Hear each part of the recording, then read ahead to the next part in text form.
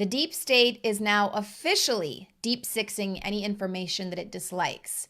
In conjunction with tech behemoths like Google, the World Wide Web, which was once revered for its easy access to the free flow of information, is now being filtered by information gatekeepers. That's right, this is no longer an InfoWars conspiracy theory, this is a conspiracy fact. Eric Schmidt, who is the executive chairman of Google's parent company Alphabet, says the company will engineer specific algorithms to target articles coming from sites like RT and Sputnik, and then make those less prominent on the search engine's new delivery services. See, they're not going to outright ban these sites. That would be a little too Orwellian. It would get too much attention. So what they're going to do is use their absolute power as the information gatekeepers to just hide these sites from your view in perpetuity. So this is Mr. Don't Be Evil, Eric Schmidt. He says he's very against censorship. That's not how we operate. Well, what in the damn doublespeak?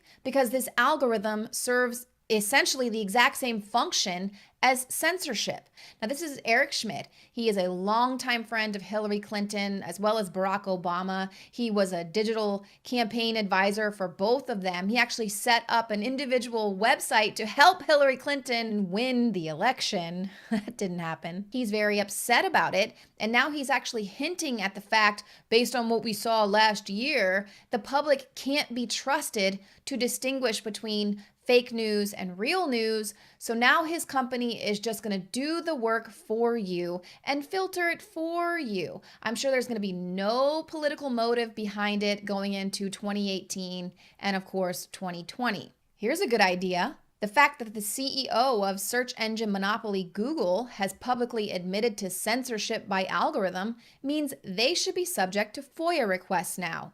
Who else are they censoring from public discourse? Indeed, because if they admit that they're censoring anyone, it means they're censoring everyone. And this brings us to the fight for net neutrality. Now, InfoWars has previously documented how Google, together with George Soros' Open Society Institution and the Ford Foundation, spent more than $72 million promoting the idea that the internet needs to be regulated by the government as a common carrier public utility under the Communications Act. They were really pushing out this narrative, scaring the majority of people, saying, oh, you're not going to have access to the internet because these common carriers like Verizon and AT&T are going to force you to buy internet in bundles and packages. So if you can't afford a certain tier, then you won't be able to access certain information, right? But ironically, since these 2015 rules were put in place, instances of blocking and censoring have only occurred at a rapid pace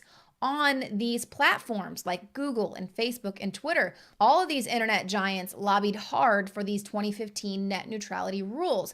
They were heavily pushed by Google and Facebook in hundreds of these closed-door meetings with the Obama White House. We saw Zuckerberg and Eric Schmidt going in and out hundreds of times, but these regulations were carefully crafted to exempt these companies from the net neutrality rules. This was a massive power grab that secured their position as the absolute information gatekeepers. So what does this mean? Regulating the internet as a common carrier public utility under the Communications Act. The Communications Act is the same regulatory framework that was crafted decades ago to regulate rotary phones. Most people don't even know what a phone that used to plug into the wall looks like.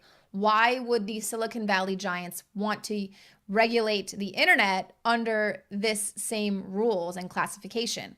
Well, basically, this would exempt companies like Google and Facebook and others from the very strict regulation that the FCC would apply to common carriers. So the common carriers, they're basically targeting the original core networks like Verizon and AT&T, these big carriers of the internet. They're going to be strictly regulated, while the content carriers like Facebook, YouTube, Google, they will be exempt from this regulation. These content carriers are allowed to censor the information first and then force, thanks to the net neutrality rules, force the common carriers to carry their censored internet information. They can't fight back against, well, hey, you're only giving us half the story here. No, they're forced to do it because they're being strictly regulated by the FCC, but the content carriers, by design, are totally exempt from these rules. This is why it is insane and why we've only seen an influx of censorship and content blockage since these net neutrality rules came into place. This Wednesday, FCC Chairman Ajit Pai is expected to make public a draft of a new FCC order. It's widely anticipated to eliminate the net neutrality rules that were put in place under the Obama administration.